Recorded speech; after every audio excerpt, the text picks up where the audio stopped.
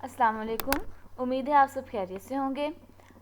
जैसे कि आप सब जानते हैं सोशल लिंग्विस्टिक्स के बारे में। सोशल लिंग्विस्टिक्स होती है एक सोसाइटी में किस तरह से स्पीच कम्युनिटीज़ लैंग्वेज बोलती हैं या लैंग्वेज अडॉप्ट करती हैं, ये किस तरह किसी लैंग्वेज की डेथ होती है।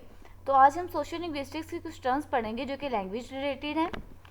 First of all pidgin, pidginization, creole, creolization and the process of decreolization. So let's start. What is Pidgin? Pidgin और contact language is a restricted and extended language. Pidgin या फिर एक ऐसी लैंग्वेज जिसको हम ट्रेड लैंग्वेज भी कहते हैं, वो या तो एक ऐसी रिस्ट्रिक्टेड लैंग्वेज होती है या एक्सटेंडेड लैंग्वेज होती है। यानी कि या तो कुछ लैंग्वेजेस को मिलाकर उनमें से कुछ चीज़ें माइनस कर दी जाती हैं या फिर कुछ लैंग्वेजेस ऐड करके तो उनको एक्सटेंड कर दिया जाता है for the sake of communication which arises with an urgency of communication to serve specific needs. जिसकी ज़रूरत तब पड़ती है जब हमें अर्जेंट कम्युनिकेशन चाहिए हो। जिस तरह अगर हम ट्रेडिंग कर रहे हैं तब हमें अर्जेंट कम्युनिकेशन चाहिए, तो एक ऐसी लैंग्वेज प्रोड्यूस हो जाएगी जो हम सबको समझ आ सकेगी। नीड्स बिटवीन सोशल ग्रुप्स, ऐसे social groups that are ethnically and linguistically different. ऐसे सोशल ग्रुप्स जिनकी ज़ुबानें और जिनके एथिक्स जो हैं वो एक दूसरे से डिफरेंट होंगे, लेकिन वो एक ऐसी लैंग्वेज डेवलप करेंगे जिससे उन सब की कम्युनिकेशन में आसानी हो सके। One of this groups is in a more dominant position than the other. अब इनमें से एक ग्रुप है वो ज़्यादा डोमिनेंट होगा, ज़्यादा प्रेस्टिजियस होगा, ठीक है, उस वो जो है वो ज़्यादा गालिब होगा।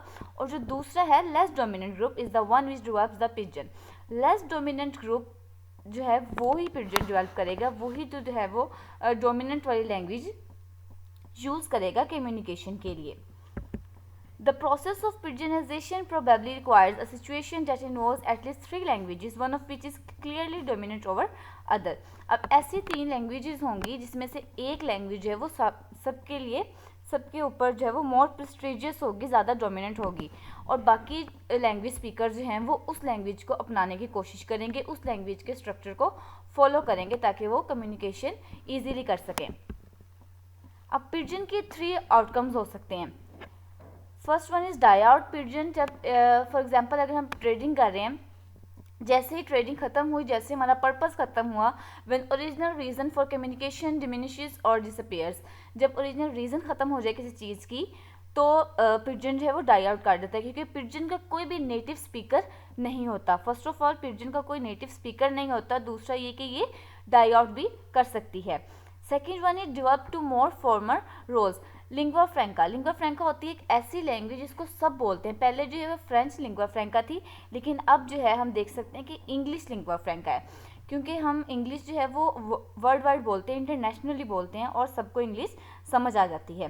डिवेल्प इनटू अ क्रियोल, या फिर पिजन जो है वो क्रियोल बन जाती है। क्रियोल एक ऐसी लैंग्वेज है जिसको नेटिव स्पीकर्स मिल जाते हैं। पिजन को नेटिव स्पीकर्स नहीं मिलते, वो कुछ जो है वो बात के लोग जो है डेवलप करते हैं सिर्फ कम्युनिकेशन के लिए। लेकिन जब पिजन इतना पुराना हो जाता है, वो इतना डेवलप हो जाता है, इतना वो मॉडर्न हो जाता है कि उसको नेटिव स्पीकर्स मिल जाते हैं, जिस तरह वो जनरेशन टू जनरेशन ट्रांसफ़र हो जाता है।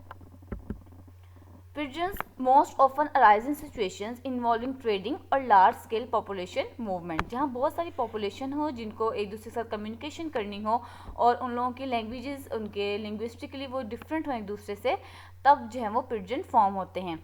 एन अर्लियर पिजन और jargon which is quite variable in structure may later become a stable pidgin. एक अर्लियर पिजन जो है वो बाद में स्टेबल पिजन बन जाता है, which has develop is on lexical and grammatical norm, जिसके पास फिर लेक्सिकल और ग्रामेटिकली सारा स्ट्रक्चर जो है वो पूरा होने लग पड़ता है।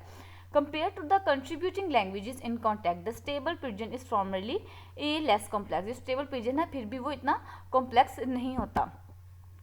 When a pidgin is learned by children as their first language and becomes the mother tongue of a new community, it is called a creole. जब पिजन बोलने वाले या पिजन जिनके दरम्यान में फॉर्म हुई होती है, उनकी जनरेशन्स आगे बढ़ती हैं और उनके बच्चे जो हैं वो पिजन को ही आगे फॉलो करते हैं, तो पिजन के पास नेटिव स्पीकर्स आ जाते हैं जो कि उनके पेरेंट्स होते हैं, और चिल्ड्रन उसको as a first language pidgin को ही यूज़ करते हैं। तो वो पिजन जो कि डेवलप होता है और जो कि अपनी पूरी फॉर्म में होता है, उसे हम कहते हैं क्रियोल।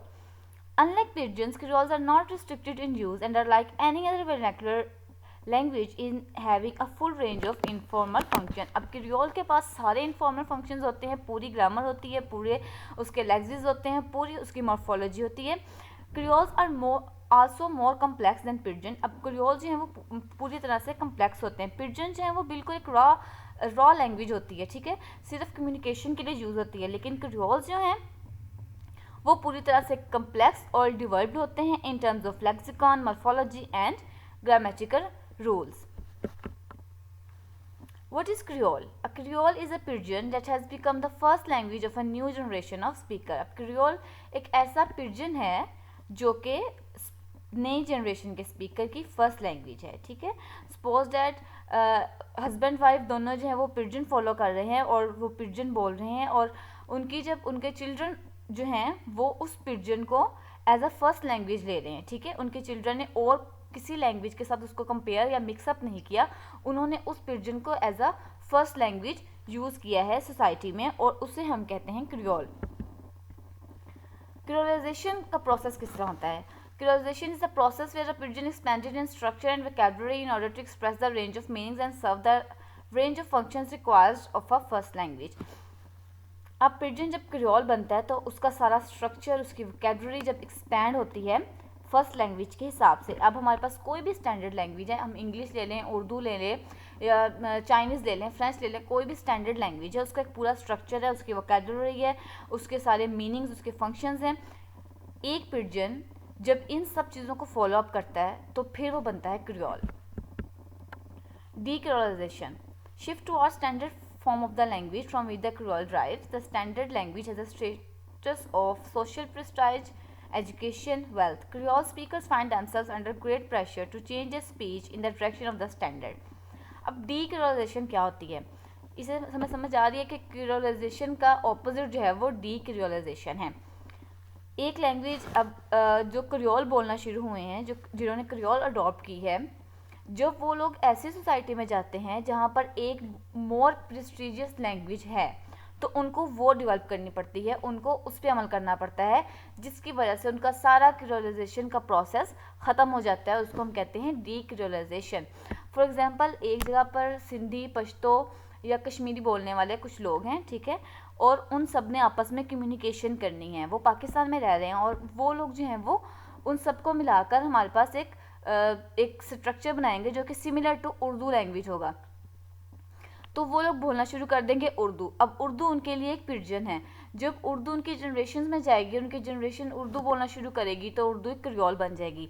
लेकिन फिर जब यही क्रियोल आगे किसी ऐसी जगह पर जाएगी जहाँ पर इंग्लिश बोली जा रही है, तो क्रियोल के साथ जब एक स्टैंडर्ड लैंग्वेज जो कि मोर प्रेस्टीज है उसके सोशली और एजुकेशन और वेल्थ वाइज, तब जो है वो उर्दू बोलना छोड़ के उसके स्पीकर्स अपना पिजन और क्रियोल को बिल्कुल निगलेक्ट करके वो इंग्लिश बोलना शुरू कर देंगे, standard form of the language की तरफ शिफ्ट कर। तो हम ये देख सकते हैं कि डीक्रियोलाइजेशन का जो प्रोसेस है वो बेस ही प्रेस्टीज पे करता है। जो चीज़ जिसको ज़्यादा वैल्यू दी जाएगी, जिसकी सोशल ज़्यादा वैल्यू होगी जिस स्टैंडर्ड लैंग्वेज की, वो ही स्पीकर जो हैं वो अडॉप्ट करेंगे उस सोसाइटी में रहने के लिए। जिस तरह हमारी सोसाइटी में हम इंग्लिश को अडॉप्ट करते हैं उर्दू की बजाय, क्योंकि उर्दू हमारी नेशनल लैंग्वेज होने के बावजूद भी लेस प्रेस्टिजियस है और इंग्लिश जो है वो मोर प्रेस्टिजियस है, क्योंकि इंग्लिश लिंगुआ फ्रैंका है, इंग्लिश इंटरनेशनल लैंग्वेज है। इसकी वजह से जब हम लोग अपनी उर्दू लैंग्वेज को, क्रियोल को छोड़कर जब हम उसको अडॉप्ट कर लेंगे तो डीक्रियोलाइजेशन हो जाएगी। अब आपको सारी बातें समझ आ गई होंगी।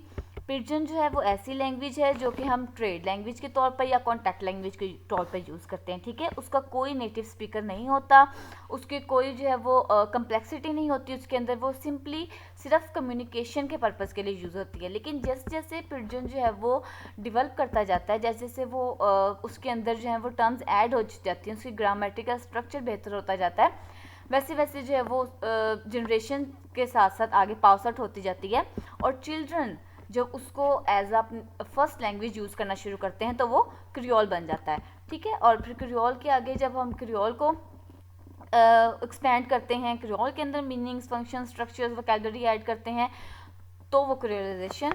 एंड देन जब हम उसको सबको छोड़कर हम एक स्टैंडर्ड लैंग्वेज की तरफ मूव आउट कर जाते हैं तो वो डीक्रियोलाइजेशन। बहुत ईजी टर्म्स हैं और बहुत इंपॉर्टेंट टर्म्स हैं। आई होप आपको समझ आ गई होंगी।